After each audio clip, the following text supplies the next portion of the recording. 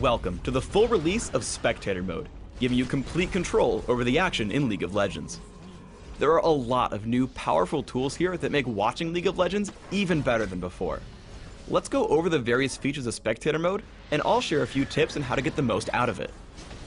There are 3 ways to view a game: the custom game lobby, spectate your friends, and featured games.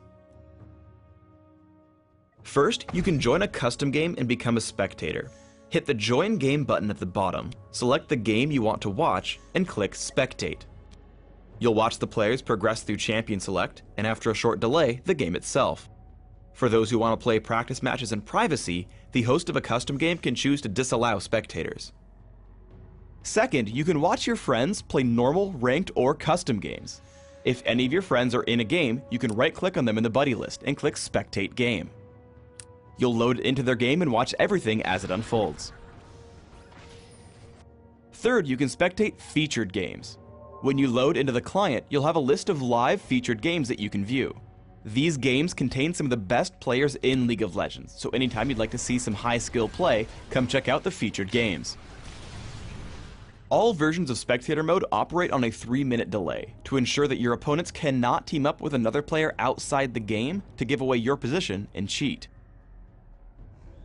Now that you're watching a game, let's look at some of Spectator mode's features.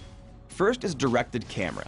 When directed camera is enabled, it actively captures the most interesting action in the match.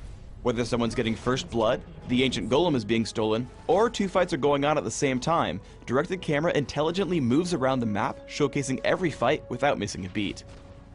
Directed camera is on by default, but you can turn it off by pressing S and re-enable it with D. You can also guide the directed camera. Clicking on a champion will encourage directed camera to include that champion as it moves around. Pressing spacebar will tell directed camera to immediately switch from its current scene to a different contested area on the map.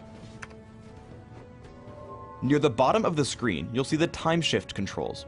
Time shift gives you the ability to speed up, slow down, pause, or jump to different parts of a live game. If you want to go back and rewatch a team fight, either click the convenient jump back button or click on the timeline and watch it again.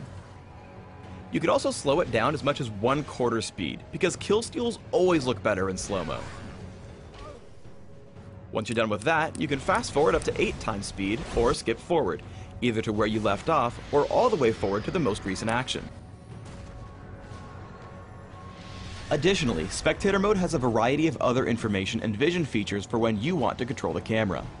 Every champion is selectable by pressing and holding 1 through 5 for the champions on blue team, or the letters immediately below them for the purple team. Double-clicking any of these buttons, the champion portraits, or the champions themselves in-game will follow that champion until you press escape or click another champion. The menus at the bottom left allow you to select and follow specific champions, and enable or disable directed camera, the chat box, and other interface elements.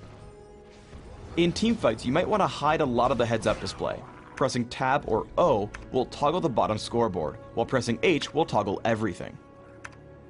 Anytime you're spectating a game, you can leave whenever you want with no penalty. Thanks to directed camera, I might actually catch first blood for once.